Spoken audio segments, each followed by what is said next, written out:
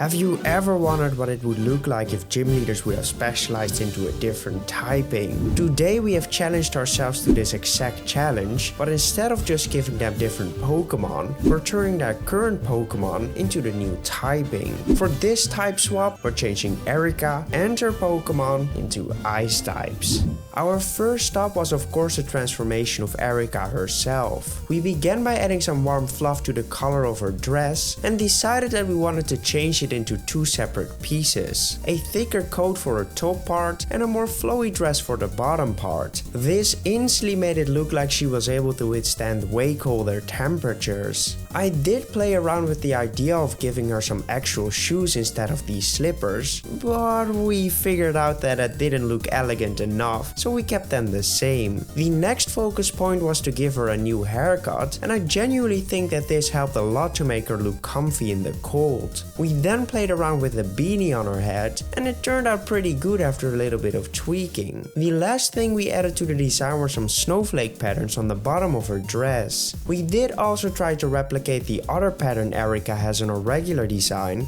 but we couldn't get anything to look as cool as that was, so we just went with a snowy pattern to separate it into two different parts. For the colors I mostly used a blue palette with some yellow for the fluff, and we decided to give her a dream ball to add a nice accent color to the palette. We did also do the same thing for her eyes and used a nice orangey yellow for them. Although this color palette looked quite nice, it also made her look quite similar to a water type enthusiast. This is why I decided to change the pattern on her dress into a more sharp and pointy one, because it looked way too much like waves otherwise. I think the end result looks pretty cool, literally, and I genuinely love the comfy look the added curls brought into the design.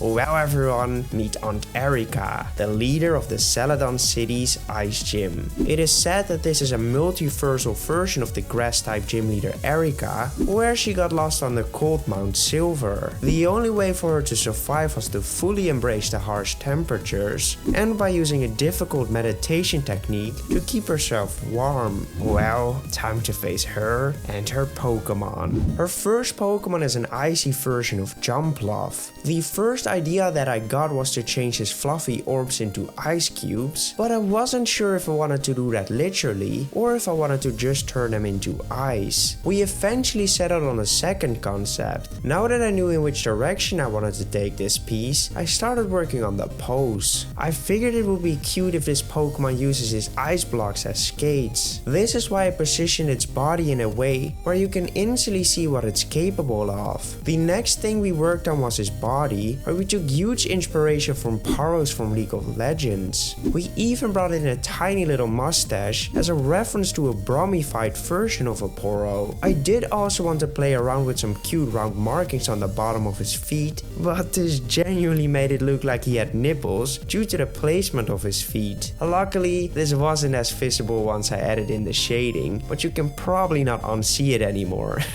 For the colors I decided to go hard into a Tundra palette, using a white color for his body and combining it with some dark blue elements for the connections to his icy hands. We did go for a black mustache to make it stand out more, and we used a light blue color in his eyes as well. The shading process mostly consisted of making the eyes look see-through, and I think we actually managed to do exactly that. Snowpuff, the ice skating Pokemon. These Pokemon are almost as light as helium. This makes them able to bounce off of all sorts of surfaces. The 3 balls of ice weigh just enough to keep it from floating away, and it uses them to skate around at high speeds. If it is too hot in Snowpuff's area, the ice balls will start to melt and Snowpuff will slowly float up towards the sky until it gets to a high enough altitude for the air to replenish his ice. I am super happy with this design. It would work incredibly well as a convergent Pokemon, and I really love the typing we gave him too. Her second Pokemon is a frozen version of Tangela. I knew that this drawing wasn't going to be anything too difficult. This was mainly because of the fact that the direction for the piece was quite clear in my head from the start. It even was one of the reasons why I wanted to go for an ice typing for Erika. My concept for this piece would be that instead of the vines covering its body, it would be a pile of snow. The execution for this was quite simple, because we only had to go around his body in a wavy pattern. This would emulate played to be an easy representative of snow, but we did have to make sure we added a bit of depth into the design by making it go over its legs, for example. I did feel like its body would feel a bit too empty and boring, and that's why I decided to bring in a typical carrot in the middle of his face. For the colors, I combined a simple white for the snow with a dark gray color for his face and feet, and we of course went with the orange accent color to fill up his carrot-like nose and to actually play into the unique ice-fire typing.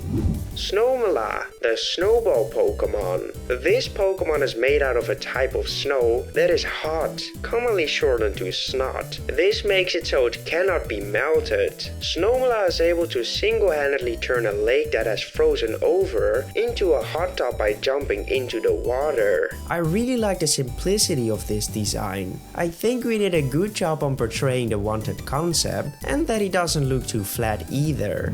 I created a brush set with all my favorite brushes. I use each of them with every drawing that I make, so if you want to draw in the same style as me, I recommend checking out my website. For only €5.99, you can get the Procreate brush set, which you will be able to use in Procreate. It includes an amazing line art brush, a highlight brush which instantly makes your pieces look a lot better, and many other fantastic brushes. I also want to have a written down version of how to create Paradox Pokemon. That's why I created this step-by-step guide. It's easy to follow, and I added a bunch more tips you can use while drawing. You will also get the work files of the 2 Paradox Pokemon we created, and I added 2 work files with just a line art so you can practice coloring and shading. This guide is also available for €5.99 on my website, but since I thought you guys might be interested in buying it together with the brush set, I made it into a combi deal for only €8.99 for the both of them. That is a 25% discount, so I know what I would do.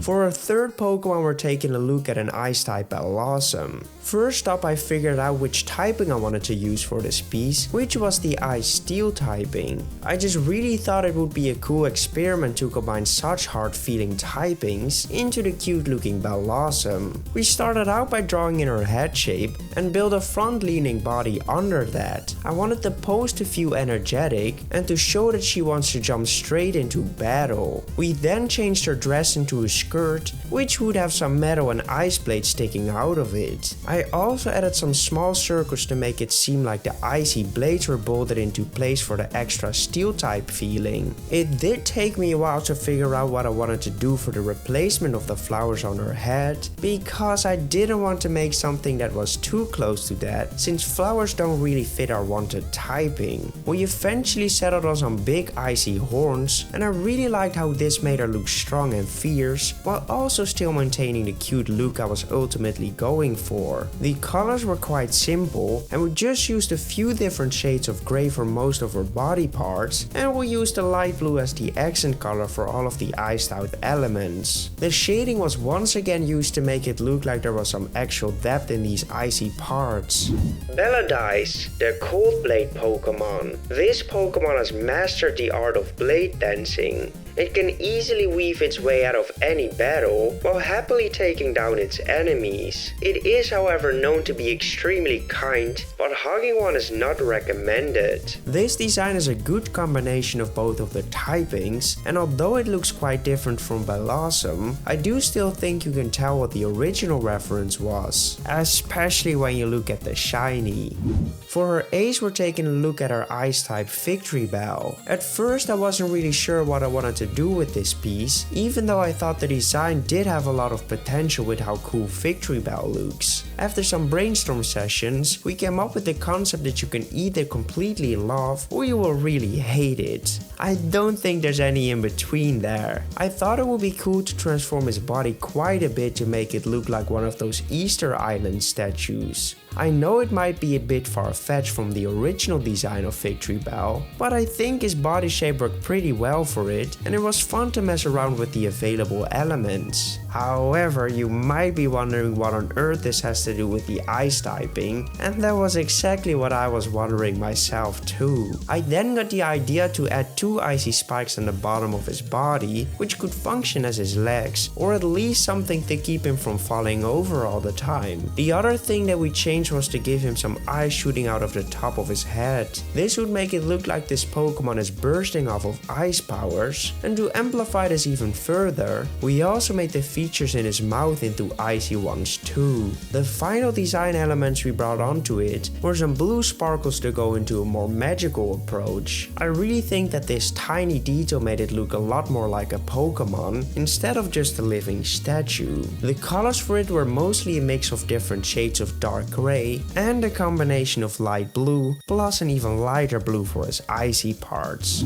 Freeze Turn, the icy head Pokemon. These mysterious creatures have been found on an island that had just appeared out of nowhere. They seem to hold a huge portion of magic power in their bodies, but seem to only be interested in chewing gum. Scientists have no idea why they like it so much, but they constantly remind us by saying "Dum Dum, have you gum gum?" Love or hate this thing, but I think it looks like an interesting Pokemon. I genuinely think it could really add some mystery into a Pokemon game, similar to the never-ending mystery of Unknown, for example.